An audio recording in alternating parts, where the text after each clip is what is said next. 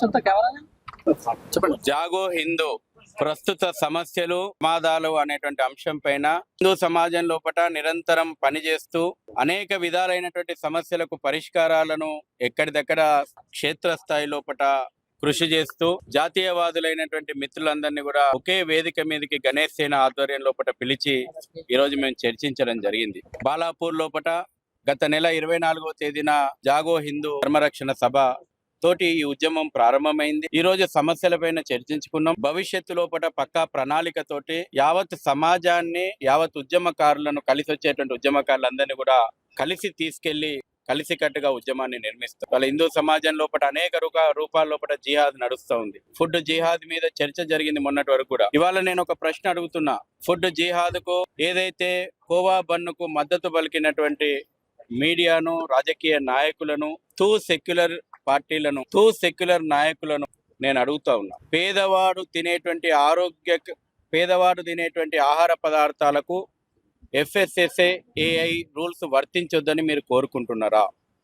ఒక ముస్లిం పేదవాడు ఆ ఆహార పదార్థాలు అమ్మితే దానికి ఎటువంటి రూల్స్ వర్తించొద్దని మీరు కోరుకుంటున్నారా? ఒక ముస్లిం పేదవాడు ఎటువంటి ఆహార పదార్థాలు అమ్మినా చట్ట ప్రకారంగా దానికి ఉండాల్సినటువంటి అనుమతులు ఉండకూడదని మీరు కోరుకుంటున్నారా? తింటున్నటువంటి నిరుపేదలైనటువంటి గిరిజన, దళిత, బడుగు, బలహీనులైనటువంటి పేదల యొక్క, హిందువుల యొక్క ఆరోగ్యం మీకు పట్టదా? చాలా మంది మెయిన్ స్ట్రీమ్ మీడియా అడుగుతుంది, మరి స్టార్ హోటళ్లలో మీరు ఎందుకు మాట్లాడతలేరు? అరే, ఒక సంఘటన ఒక ఛానల్కు, ఒక యూట్యూబ్ ఛానల్ దృష్టికి వచ్చింది, ప్రశ్నించిండ్రు. నిన్ను స్టార్ హోటల్కి ఎవరు పోద్దంటున్నాడు? నువ్వు చాలా కాలంగా మాకంటే ఎక్కువ, ఈ యూట్యూబర్ల కంటే ఎక్కువ కూడా అనుభవం ఉన్నటువంటి జర్నలిజం కదా, మిమ్మల్ని ఎవరు ఈ యొక్క ప్రజల క్షేమం గురించి ఈ యొక్క వాస్తవాలు వెలుగు తీయొద్దని అంటున్నాడు. అంటే సమాజానికి అవసరమైనటువంటి విషయాలు మాట్లాడితే అటు పక్కన వలి అయితే మాట్లాడొద్దు, అదే వలి ప్లేస్ లోపల వరుణో ఉండుంటే ఉరిదీయాలే బహిరంగంగానే డిమాండ్ చేసేటోళ్ళు. ఈ రోజుకు మేము మతాన్ని ముడిపెట్టి మేము మాట్లాడతలేము. ఏది ఆహారానికి మతం ఉండదంటారు, వాస్తవమే కావచ్చు. వలి ఆహారం మతంతో ముడిపెట్టి మాట్లాడొద్దు అనే దాంట్లో మేము అర్థం ఉందనుకుందాం. మరి హలీం సర్టిఫికేట్ తోటి మతాన్ని ముడిపెట్టి అమ్ముతున్నటువంటి ఆహార పదార్థాల విషయంలో మీ స్టాండ్ ఏంది? ఇది అది వలి గురించి కల్తీ అమ్ముతున్నా మేము మతతత్వవాదులము, మతం ముడిపెట్టి హలాల్ సర్టిఫికేట్ పెట్టి మా మీద రుద్దుతుందని మేము మాట్లాడినా మేము మతతత్వవాదులం.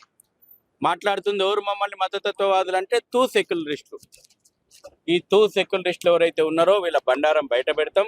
ఖచ్చితంగా పేద ప్రజల పక్షాన, పేదల ఆరోగ్యం, ఇప్పటికీ ఒక్క గవర్నమెంట్ హాస్పిటల్ను కూడా పట్టించుకున్న పాపాన్ని ప్రభుత్వాలు పోతలేవు. తెలంగాణ లోపల 78% నిరుపేద మధ్యతరగతి కుటుంబాలు అప్పుల పాలు కావడానికి కారణం కార్పొరేట్ హాస్పిటళ్ల దోపిడీ.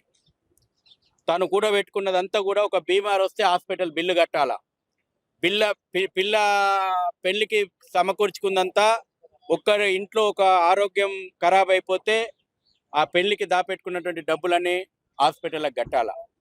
ఒక్క గవర్నమెంట్ హాస్పిటల్ లోపల ప్రాథమికమైనటువంటి వసతులు లేవు. ఇవన్నీ పట్టించుకొని ప్రభుత్వాలు, మంత్రులు పోయి స్వయంగా కోవా బన్నులు తింటున్నారు. అక్కడ గ్లౌజులు వేసుకోవాలి, అక్కడ మాస్క్ కట్టుకోవాలి, పేదోడి దగ్గర మాత్రం ప్రమాణాలు పాటించవద్దు. అనేక విషయాలు. లవ్ జిహాద్ నడుస్తుంది ఇదే తెలంగాణలో, ఇదే హైదరాబాద్లో. 28,000 పైచిలకు హిందూ అమ్మాయిలు ఎక్కడ పోయిందని మేము అడుగుతున్నాం. ప్రభుత్వం సమాధానం చెప్పాలా. డిసెంబర్ 31 రోజు మీటింగ్ పెట్టి మేము అందాల పోటీలు బ్రహ్మాండంగా నిర్వహించినాము, మేము మెస్సీ ఫుట్బాల్ మ్యాచ్ను బ్రహ్మాండంగా నిర్వహించినామని ప్రెస్ మీట్లు పెట్టినటువంటి ప్రభుత్వము ఇదే తెలంగాణ లోపల, హైదరాబాద్ లోపల మిస్సింగ్ గురైనటువంటి 28,000 హిందూ అమ్మాయిల ఆచూకీ ఎక్కడుందో చెప్పాలి. ఇది వల్ల మేము అడుగుతా ఉన్నాం.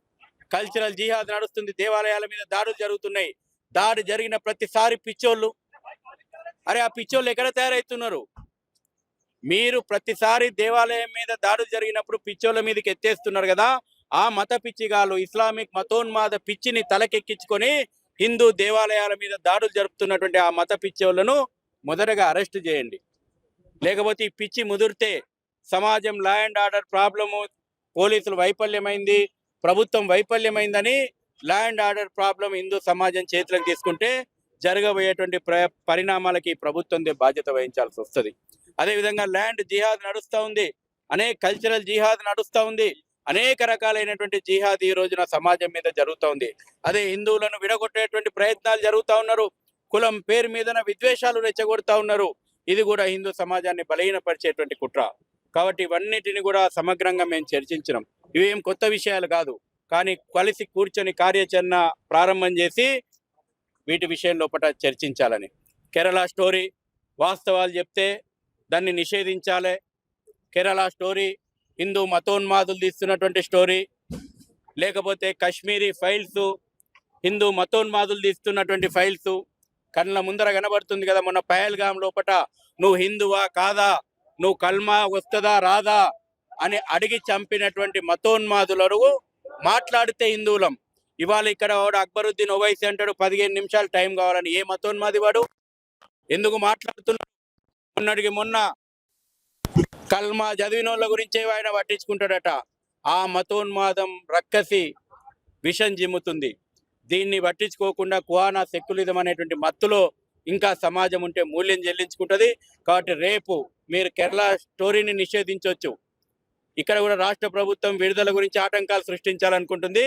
మేము చెప్తున్నాము, గణేష్ సేన ఆధ్వర్యం లోపల భాగ్యనగరం లోపల లవ్ జిహాద్ బారిన పడినటువంటి అమ్మాయిలు పడినటువంటి కష్టాలు, వందలాది మంది అమ్మాయిలను ప్రత్యక్షంగా గల్లీ గల్లీ తిప్పి మీటింగులు పెట్టి లవ్ జిహాద్ ఎంత ఘోరమైనటువంటి ఒక రాక్షస క్రీడను మేము చెప్పబోతున్నాము.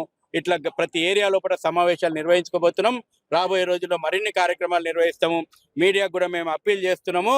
ఈ రోజున ఏదైతే సమాజ హితం కోరి మేము మాట్లాడుతున్నటువంటి విషయాలు కానీ కొన్నిసార్లు నేను ఇప్పటికి కూడా ఏ రోజు నేను మీ మీడియాను వ్యతిరేకించేటువంటి మీడియా కూడా చెప్తున్నా, రండి వాస్తవాలు తెలుసుకొని మీరు చూపెట్టండి, సమాజ హితాన్ని తెలుసుకొని మీరు మాట్లాడండి.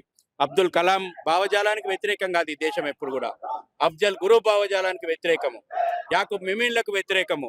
ఒకటే రోజున అబ్దుల్ కలాం అంత్యక్రియలు జరిగినాయి రామేశ్వరం లోపట. అదే రోజున ముంబై లోపల యాకూబ్ మిమిన్ ముంబై బాంబు పేలుళ్ల నిందితునికి ఉరిశిక్ష సుప్రీంకోర్టు వేసిన తర్వాత ఉరిశిక్ష పడ్డది. నేను అనుకుంటా 23 జూలై అని. మీ విజువల్స్ పెట్టండి. అబ్దుల్ కలాం అంత్యక్రియ లోపల ఏ నినాదాలు వినబడ్డాయి, యాకూబ్ మిమిన్ అంత్యక్రియ లోపల ఏ నినాదాలు వినబడ్డాయి, ఏది మతోన్మాదము ఏది జాతీయవాదమో ప్రజల ముందు ఉంచాల్సిన బాధ్యత కూడా ఉంది. రాబోయే ఉద్యమంలో మీ అందరూ కూడా కలిసి రావాలని మీడియాను ఆహ్వానిస్తాం.